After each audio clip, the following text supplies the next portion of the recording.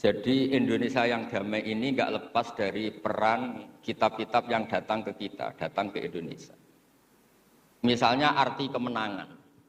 Arti kemenangan itu tafsir yang datang ke kita. Ini yang paling terkenal kan tafsir Munir, karangannya Syekh Nawawi Al-Jawi. Itu beliau menyebut kemenangan umat Islam itu kemenangan logika. Logika bahwa alam raya ini dimulai dari satu Tuhan yang berstatus wajibil wujud. Tentu lebih masuk akal ketimbang logika yang lain. Misalnya logika nihilisme, bahwa alam ini dimulai dari ketiadaan. Karena itu melahirkan satu teori ketiadaan menciptakan yang ada. Jadi nanti membingungkan, ada teori al-adamu yakhluqu maujudan. Sesuatu yang enggak ada itu menciptakan yang maujud. Itu tentu enggak ketemu nalar. Ini saya baca ya, nanti di Tasawuf Pak Kures. Awal makalah, saya baca Arabnya. Jadi yang pernah kuliah di Fakultas Syariah ini dosennya banyak yang santri saya ini, tapi nggak berani baca depan saya. Nanti kalau salah langsung dipecat sama Pak Rektor. Saya di sini itu mulai tahun 2000 sama Profesor Zeni. Dulu belum Rektor itu Pak Fathul Wahid. Tahu-tahu jadi atasan saya ini. Nggak benar, tapi nanti di akhirat atasannya saya lagi nanti. Karena yang bisa nyafaati itu orang hafal Quran itu. Jadi harus saya baca ya. Kata Syekh Nawawi, wa may yatawallallaha wa rasulahu walladzina amanu fa inna hizballahi humul ghalibun. Siapa yang mempertuhankan Allah, mengikuti semua aturannya Allah, seterusnya terus pasukan Allah itu pasti menang. Ini ikut Al-Maidah 56. Wa may yattakhidhum awliya fin nusrah fa innahum junduwa wa junduwa humul ghalibun ala a'daihim bil hujjah. Fa innaha mustamirratun abadan amma bisaulah wa daulah faqat yuhlabun. Jadi kemenangan umat Islam yang permanen itu kemenangan logika. Kalau kemenangan perang, kemenangan bernegara, kemenangan sosial, orang Islam ya pernah kalah. Zaman Nabi Sugeng saja pernah mengalami kalah periode Mekah. Ketika periode Madinah juga pernah mengalami kalah di peristiwa perang Uhud. Tapi kalah-kalah sosial ini tidak ada pengaruhnya dengan kalah secara logika. Logika bahwa alam ini dimulai dari satu Tuhan, wajibil wujud, tentu lebih mudah dicerna.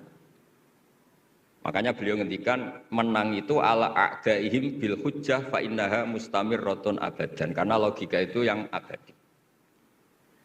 Artinya gini, ketika kita secara sosial ekonomi kalah, mungkin secara apa kalah, meskipun kita ada ingin kalah, tapi jangan pakai ukuran itu.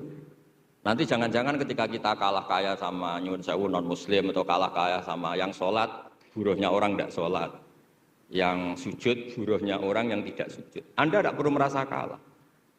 Ketika Anda kerja dan tolabul halal, itu yang merintahkan Allah. Jadi Anda tidak pernah buruh di mata Allah, distatuskan tolabul halal, orang yang mencari apa? Halal, dan itu ibadah.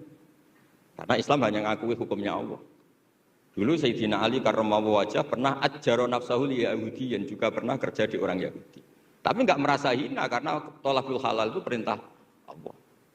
Dulu Nabi pernah enggak punya uang. Alhamdulillah ditiru banyak umatnya, kalau enggak punya uang itu banyak alhamdulillah itu. Semoga jangan karena ingin punya uang ingin jadi dosen, berarti nyari jadi guru karena ingin punya uang. Semoga enggak jadi guru karena ingin ngajar. Nggih, monggo niki tobat niki. Jadi walhasil terus akhirnya Nabi itu mau beli gandum lah atau makanan. Cara Indonesia mungkin beras. Cara Jawa itu ngutang. Terus kata orang Yahudi, jaminannya apa Muhammad? Nabi sempat bilang, ngendikan, saya ini dipercaya langit, masa kamu tidak percaya saya? Kata orang Yahudi itu menurut orang Islam, saya ini Yahudi. Walhasil Nabi terus rohanahu dir'an. Nabi menggadekan rompi perang sebagai jaminan kalau kapan-kapan tidak kuat bayar. Ya muamalah sama orang Yahudi. Jadi intinya tafsir yang datang ke kita itu banyak cerita. Bahkan cerita fitnah min adzabil qabri itu ceritanya Sayyidah Aisyah itu didatangi dua perempuan Yahudi. Sayyidah Aisyah itu dermawan sekali. Ya memang orang-orang soleh itu jubila auliya wa ala sakha. Orang soleh itu pasti dermawan. Karena sering dikasih, terus si orang Yahudi, perempuan Yahudianya mendoakan semoga kamu diselamatkan dari siksa kubur. Sama sih ingat redaksi di kitab Bukhari. Walam an'am an usaddiqahuma. Kata Sayyidah Aisyah, saya tidak nyaman membenarkan dia karena dua orang ini orang Yahudi. Setelah Nabi datang terus diceritani sama Sayyidah Aisyah, itu benar bahwa nanti memang ada adzabil qabri. Semenjak itu ada isti'adzah min adzabil qabri. Allahumma inni a'udzubika seterusnya sampai min adzabil qabri wa min fitnatil mahya. Dan masih banyak lagi cerita-cerita sosial Nabi yang Nabi tertawa-tawa ketika orang Yahudi bilang nanti pas kiamat itu kan hancur semua Muhammad. Lalu orang-orang yang sudah mati diletakkan di mana? Pokoknya terus orang Yahudi cerita-cerita terus Nabi tertawa-tawa, fadhahika hatta badat nawajiduhu tasdiqan lima qalahul khabru. Nabi tertawa-tawa, oh ya benar. Semenjak itu ada ilmu bersama bahwa kalau orang Yahudi, orang Nasrani cerita ilmiah itu la tusaddiquhum wa la tukadzibuhum. Kamu jangan ngambil sikap membenarkan, juga jangan sampai ngambil sikap mendustakan. Kamu benarkan jangan-jangan pas yang muharraf, yang tipuan. Kamu dustakan jangan-jangan yang masih orisinil. Makanya secara ilmiah Nabi ngendikan la tusaddiquhum wa la tukadzibuhum. Intinya tidak ngambil sikap ekstremis itu juga ajaran tafsir yang sampai ke kita. Karena kita ini butuhnya menang fil hujjah. Dan Allah sering ngendikan di beberapa ayat, diantaranya tentu qul falillahil hujjatul baligh.